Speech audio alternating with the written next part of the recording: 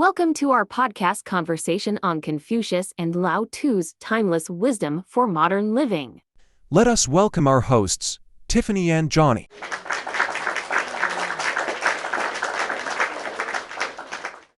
Okay, so get ready to unlock some ancient wisdom, right?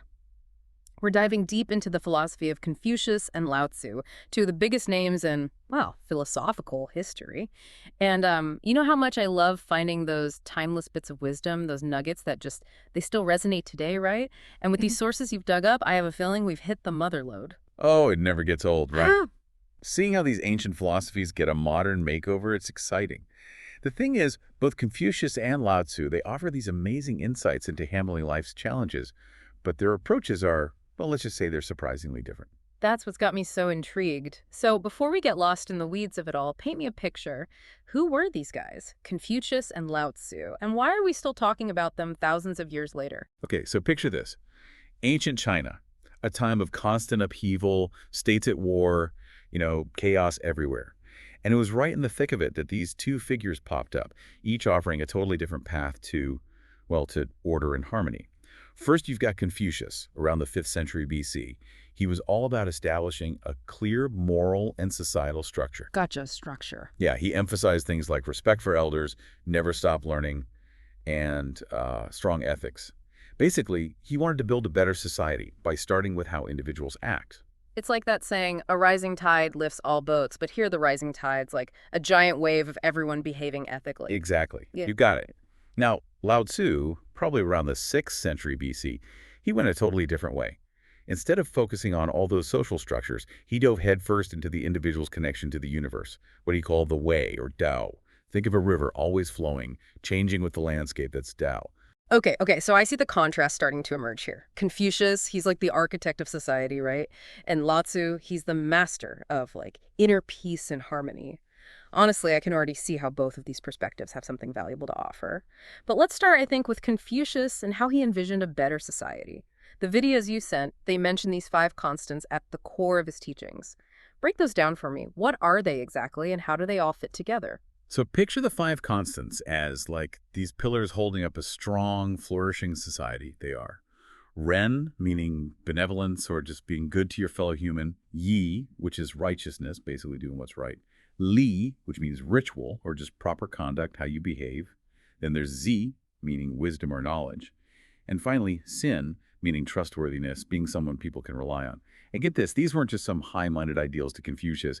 He genuinely believed that these were things everyone needed to cultivate, to live a good life, a moral life, while contributing to a harmonious society. Okay, so it's like a blueprint for building good character from the ground up. I've always been kind of fascinated by this concept of Ren, this benevolence. On paper, it sounds lovely, but what does that actually look like in practice, especially in today's world? Ren is really at the very heart of Confucianism. It's all about acting with genuine kindness, compassion.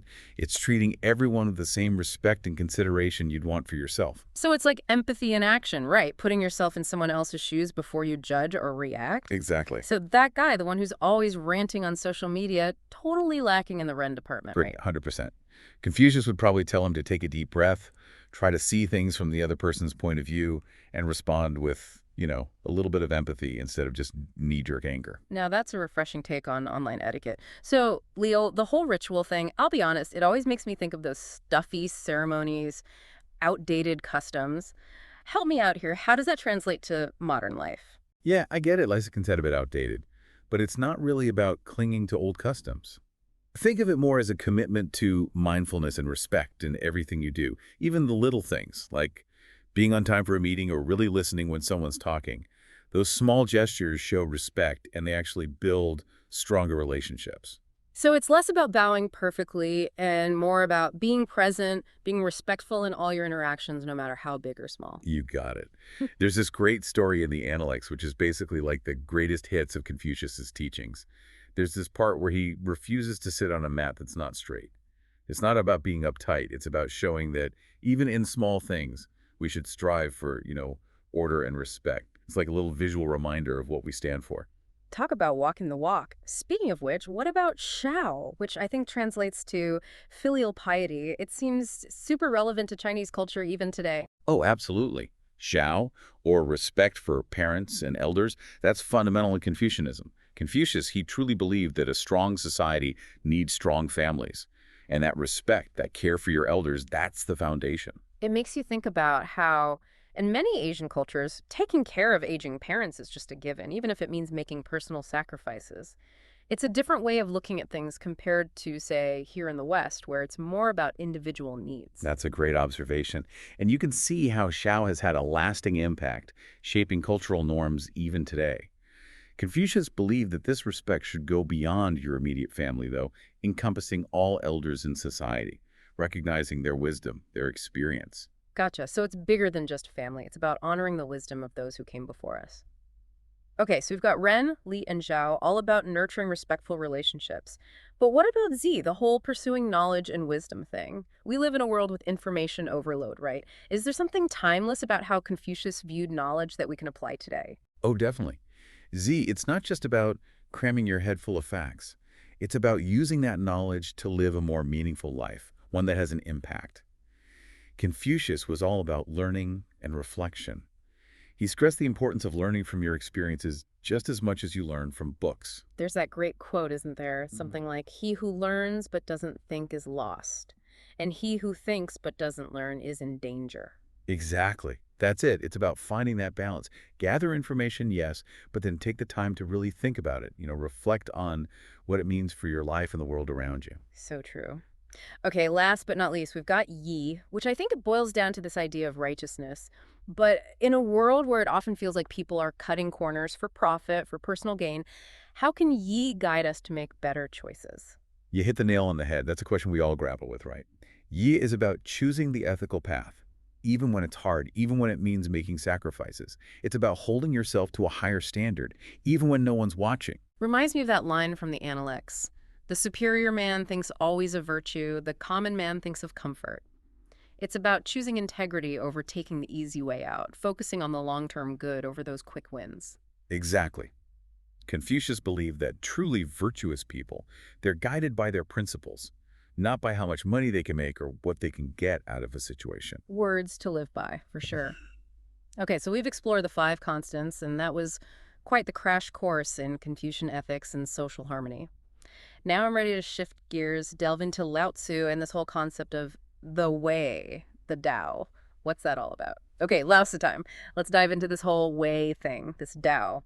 From the videos you sent over, it feels, I don't know, way more abstract than Confucius's structured worldview. Yeah, you're not wrong. It's definitely a different way of looking at things. Imagine like a river, right? Always moving, always flowing, effortlessly finding its way around anything in its path. That's Tao. It's about like syncing up with the natural flow of the universe, embracing the changes, and finding that what do they call it? Effortless effort. Effortless effort. Okay, now that's something I can get behind. But let's be real.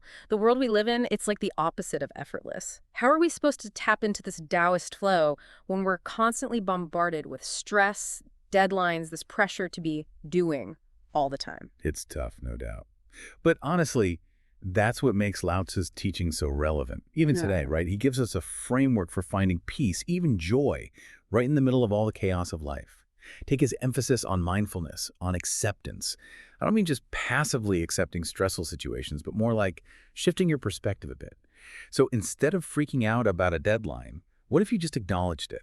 Take a breath, focus on like one step at a time. So it's about choosing how you respond instead of just defaulting to stress mode. Like instead of asking, why me? It's more like, what can I learn from this? How can I tackle this thing with like a sense of peace, maybe even curiosity?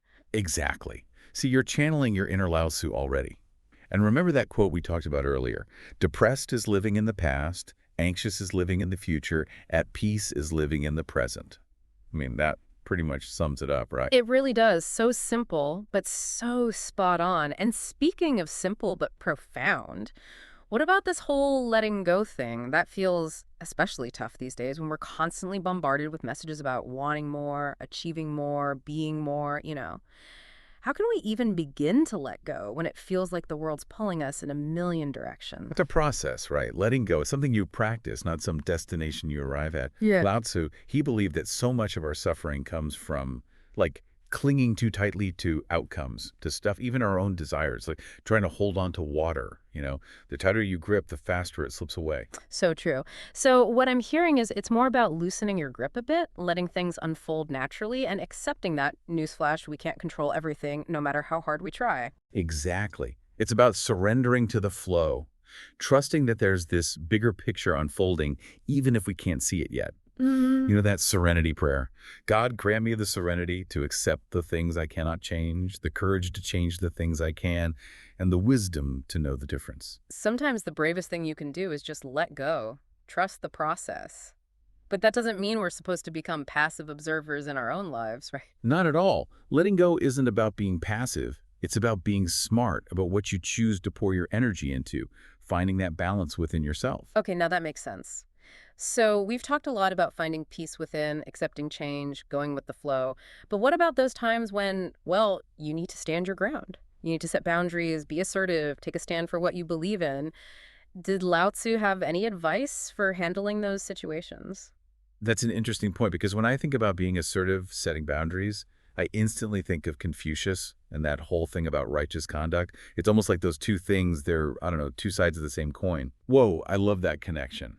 You're so right. It's easy to fall into that trap of seeing Lao Tzu's teachings as totally passive. But it's way more nuanced than that.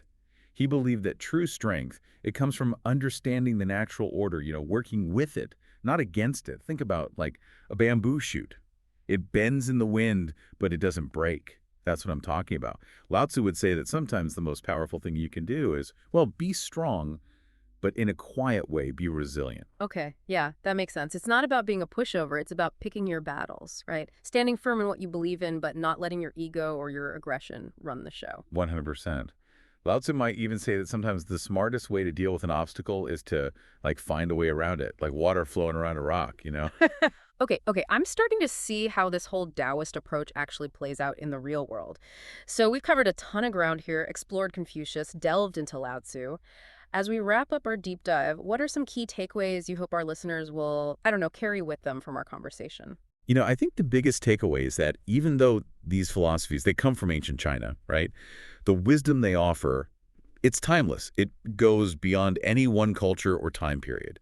Whether you're struggling with a personal thing, a tough relationship, or even those big, huge societal issues, Confucius and Lao Tzu, they offer tools to help us navigate this crazy thing we call life. It's incredible how relevant they still are thousands of years later. It really is, and I think it speaks volumes about the power of these ideas. I mean, think about it. We're still asking the same fundamental questions. How do we live a good life? How do we build a just world? How do we find our purpose, our meaning? It's like they understood something fundamental about being human, something that goes beyond time and place. Exactly, and the really cool part, even though Confucius and Lao Tzu, they offer totally different paths to, wisdom and fulfillment, their teachings, they actually complement each other. That's what's so fascinating to me. It's like they're two sides of the same coin, two different perspectives on the same, I don't know, fundamental truths. You said it. We can find inspiration in both.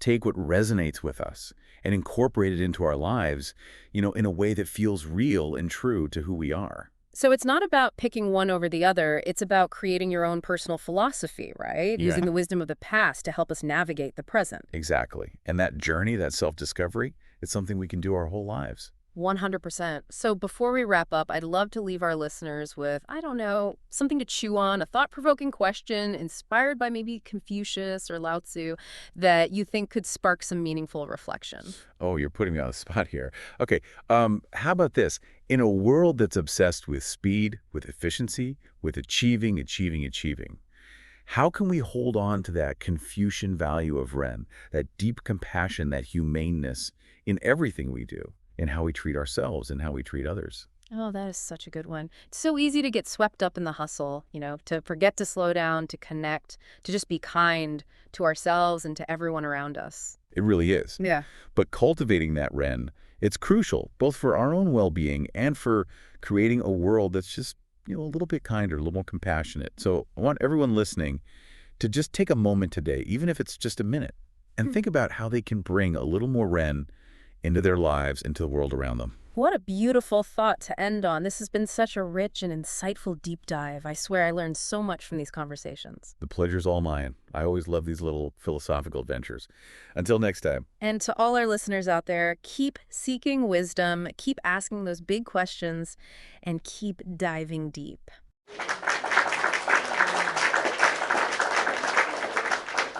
We hope you enjoy this podcast and find this useful. Give this video a thumbs up and subscribe to our channel. Thank you.